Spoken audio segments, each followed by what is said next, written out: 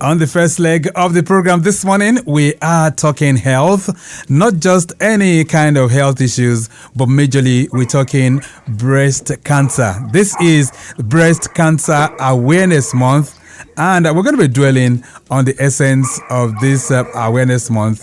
And joining me on the phone line, I have Dr. Bolanle Adegboyega, who is consultant clinical and radiation oncologist, and also head of the Brachytherapy unit for the NSIA-LUTH Cancer Centre. Dr. Adegboyega, it's nice to have you. Good morning. Good morning, Mr. Victor. Nice to be here too. Great. Thank you. I'm having some background noise where you are. I hope we can manage this at this time. But it's been quite a while since we actually trekked this road of advocacy with the NSIA-LUTH Cancer Centre. So how are things faring with the centre? Yeah, we're fine. Thank you. So the centre is moving on pretty well, right? Yes. So just as a point of note, the centre has just changed in June from NSIA-LUTH to LUTH Cancer Centre. So due to the success of the NSIA project, the federal government has commissioned NSIA to replicate such in another 6 states, in 6 geopolitical zones of the country. So they have a section dedicated to healthcare. So the section is now named MedServ. So that's the name change. Oh, okay. So we are now more LUTH Cancer Centre. All right. So NSIA is the parent body. Right. Yeah. Okay, that sounds pretty good. So let's settle in on the subject of discourse this morning. Breast Cancer Awareness Month. Is there any reason why October is designated as the Breast Cancer Awareness Month? Oh, well, I never thought of that. So I may have to go and check why October. Right. And then there are so many awareness, like every day of the year is dedicated to one thing or the other. Right. And so here we are in October for breast cancer. Okay. So for those who might not know, what is breast cancer?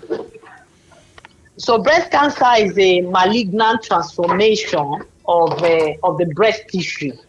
So when I say malignant, so swellings generally can either be benign or malignant. Malignant is one that can spread rapidly and then can spread to other tissues from the primary origin. So when a breast tissue has such transformation, it is called breast cancer.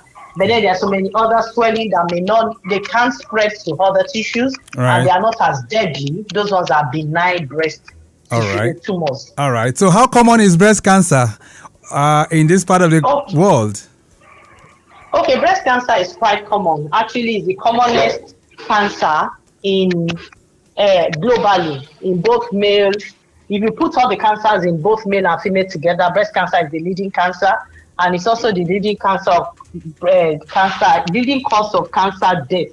So in Nigeria, like 1 in 8 women would come down with breast cancer in their lifetime. Wow. So like in my center, it's about 60% of all the cancer cases you see in a month is breast cancer. So it's actually the commonest. And there is not peculiar to only women. It can also occur in men because men too have breast. So only that if you put 10 cancer patients together, 9 of them will be female and only 1 will be male. So it's far commoner in female, but it does occur in males too. Wow. Okay, so 1 in 8, that's very, very high, if you ask me. And some will be, so someone would like to know really what causes breast cancer. Okay, so most times we don't only talk about causes, we talk about predisposing factors. Why? Because at times you might not know what the causes is. But then, so in breast cancer, generally, there are some factors that you can help, there are some you cannot help. Then there's nothing you can do about it. So the ones you can help are stuff like, so let me start with the ones you cannot help. Okay. So breast cancer runs in the family. So there are genetic abnormality that can lead to it. There are some genetic, like BRCA genes can run in family and can actually be a cause of breast cancer and other cancers like ovarian cancer, even prostate cancer, pancreas cancer, those ones run in the family. So in that case, there's nothing you can do about it. So breast cancer is also commoner in some races, like we have it more in blacks like us, and there's even a particular subtype of breast cancer, like triple negative breast cancer. It's commoner in blacks and young females. young women. So in that case, there's really nothing you can do about being a woman or being a black. Then there are some, when you are aging, it's commoner among the age, as you are aging, breast cancer is also commoner among the elderly compared to the younger age group. Right. So in such case, there's nothing you can do about that. But then other things like obesity, when you are too fat or you're having a sedentary lifestyle, or there are some hormonal changes that can also cause it.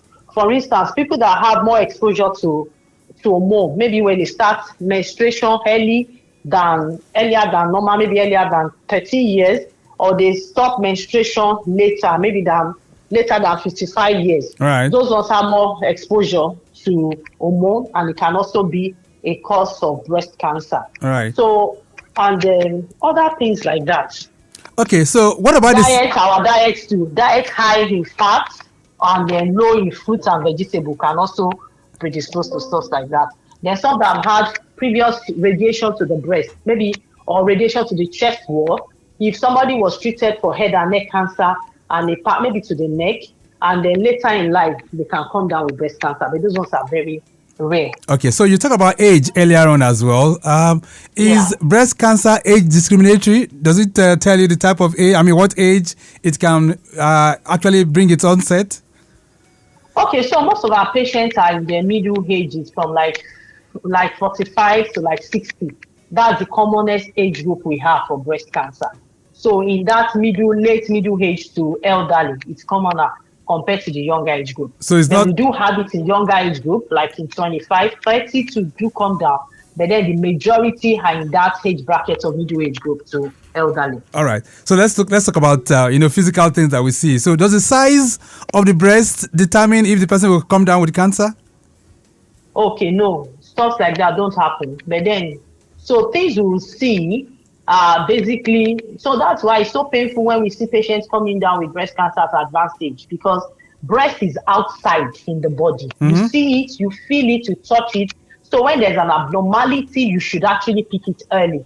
So the abnormality comes from variation in breast sizes. So you should get used to what your breast look like. Naturally, left breast is bigger than the right for most people. Okay. But then you should know what the disproportion is. So when it's now getting out of the normal proportion that you used to know, it might be suspicious. So when one breast is far bigger than the other, when there is the nipple is actually supposed to be outside. Right. But some do have nipples that are inside, but you are used to that. So but not a recent change. So when a nipple that was formerly outside is now going inside, it might be a pointer. Then any swelling in the breast, and not only in the breast, even in the armpit. So because the breast and the armpit, one of my teachers of blessed memory used to call them first cousins. So some people may not even have anything in the breast. It may start in the armpit because the lymph node that drains the breast are in the armpit majorly. So a swelling in the breast or in the armpit can also be a pointer. A change in the color. The nipple around the areola is darker. Then when it's now becoming reddish, or somewhere that was not dark before, it's now becoming dark. Then a discharge from the breast. If you are not breastfeeding, you are now having whitish or milkish or bloody discharge from the breast. Right. It may be a pointer. Or when there's now a wound on the breast or around the nipple. So those are the pointers to there's something going on in the breast, and we should check it out. All right. So you just told us the symptoms and the signs and what you should watch out for, right? Okay. Yes. So, but as a consultant like you, is there a way you can just look at the woman and you say, look, from by look at this breast, is likely that you're coming down with cancer? Is there a way that can be? Okay. So I like that question. Thank you for that question. So let me say, before answering that question, is to tell people that anytime you have a cause to do any surgery and something is being removed from your body, insist that it is taken to the laboratory for histology to check what it is under the microscope. Okay. So because of that, there is no way you can look at a breast and say this is breast cancer. Fine, you might say it is likely. Why? Because most of our patients comes down with advanced stage. So, for instance, by the time it now becomes frank ulcer, there's an ulcer, there's a wound on the breast, or the breast is now looking like orange, like the back of the orange that has holes around. Those ones are almost always breast cancer. But in the early stage, just a swelling in the breast, you cannot say that this is breast cancer. The final way to make a diagnosis is when a sample is removed, and then usually with a needle, just a little, take a sample, send it to the lab. That is when you can confirm whether it is breast cancer or not. Right. But then, because a patient comes in late, you can at times say that this is most likely breast cancer. All right, then Lagos Traffic Radio 96.1 FM flash update coming in from the control room. There is an ongoing situation between the transport union members at Body Thomas inwards doing. All right, those of you within the Surulere axis, some kind of mishap there ongoing between transport union members at Body Thomas inwards doing. But I understand police officers on ground trying to manage the situation. So if you want to avoid that corridor, that would be pretty good. All right then. All right, Dr. Adegboyega, even though you've been able to break it down for us, do people survive cancer, breast cancer? Very well. We have lots and lots of survivors. So that I'm actually happy to say that to people, that breast cancer or cancer generally is not a death sentence. The key is early presentation, early detection saves life. So we have lots of survivors, 20 years survivor, 30 years survivor, even those that have bilateral breast cancer and they are still survivor, provided they are coming in early. So we have lots of survivors here. Okay. So at what point do we now say this is definitely going out of hand, and at what point do we get, people like you to come into the scene to help salvage the situation? Okay, so thank you for that question. So I would say that with all humility, is not every doctor can treat cancer, and not every doctor should treat cancer. Why? Because if a patient comes in early and you're able to see an oncologist early, the approach is different, the things I look out for is different, and then the fear of mastectomy, that is what keeps people away, running away. I'm happy to tell you that not all patients need mastectomy. If you come in early, I can even tell you that you don't have to remove that breast, because there are lots and lots of things to do. But then my approach, I won't run out to do surgery. There are so many steps we do and stuff, the way we go about it, such that we can even salvage the breast, and then the fear of mastectomy that is making people run away from the treatment can actually be corrected. And even there are other people, is a multidisciplinary team approach, not a single doctor treats cancer. So we have the oncologist there, we have the surgeon, we even have plastic surgeon, we do oncoplasty now, so that we can reconstruct another breast, so we can do the surgery and just remove part of the breast that is affected. So it's not just any doctor that can treat breast. So from the initial diagnosis, an oncologist should be on board. Okay. Even a radiologist, a pathologist. So it's a multidisciplinary team approach, and we're getting good results with that. All right. Lagos Traffic Radio 96.1 FM 08099120777. Message here says, what are some early signs a woman should never ignore? Esther from Ikeja. Esther, thank you. I think a doctor has spoken about that earlier on, but Dr. Adegboyega, you want to just reiterate it? Okay, yes, I'll do that. So for women, generally, I usually tell people that familiarize with your breast. Know what your breast looks like in the size, know the color, know how the nipple looks like, then know be able to touch it and be able to detect when there's a swelling. Quite a number of patients will come and say that I was having my bath, or I just touched it and I noticed a swelling. So it could be a change in color, a change in size, a change in the skin, and then maybe ulceration, but that is far. And then a lump, like I said, a swelling in the breast or in the armpit. Those are early warning signs that you should actually go and check. This one says, Ma, at what age should women start checking for lumps or doing screenings? Nkechi is sending this one in. Okay, so usually from 40 years and above, you want to start screening, but to check for lumps. So there's a, like I said, there are benign breast tumor that is even commoner in the adolescents to the young women in the maybe late teens or to 25 or thereabouts. So they may also come down with breast swelling, which is usually fibroadenoma. But then even in that case, they should still do the test and be sure that that is what it is. But for the screening, you want to start from 40 or 45 thereabouts. From 40 generally should start. There's a place of breast ultrasound and there's a place of mammogram. But if you have family history, then in that case, you have to start a bit earlier and do it more regularly because it runs on the family. So in that case, the risk is higher. So from 40 and above, women should actually start. All right. But it can be earlier because there's a place of just self-breast examination, not even the diagnostic one. All right, then this one says, good morning, ma. I want you to please debunk some myths. Is it true that using deodorants or wearing tight bras can cause breast cancer? Mrs. I'm trying to get his name. Say, okay, Mrs. Oyenuga. Yeah, okay. Thank you so much, Mr. Oyenuga. Doctor? Okay, yeah, thank you. So there have been lots of studies about deodorant and then breast cancer, but it's really nothing strong associating them. So it doesn't really cause it. Then using a breast tight bra. Yes. I think even you yourself, you say tight. So even if you think of the discomfort, you don't really want to do that. But there is no direct association or link between wearing tight bra and breast cancer. Okay. So as we gradually wind to the end, Doctor, this morning, are there some habits that women are into that could expose them?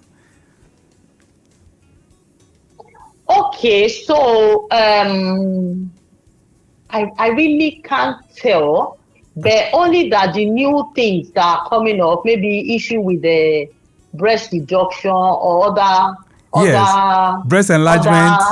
Enlargement and stuff like that. Right. So most of them are like, I don't know, maybe it's hormones being injected later in life, it might actually cause that. But then maybe I would say that we might not be there yet, but there may just be some even waiting in the nearest future. Okay. But then I know there might be other means of doing it. Maybe it doesn't involve hormone. But what I'm saying is that we may not have enough data to say that categorically yet, especially maybe not in Nigeria. But then, as much as possible, let's keep as natural as possible. Right. You never can say what is not happening now might just happen in the next couple of years. So how can women take care of their breasts so that they can prevent breast cancer?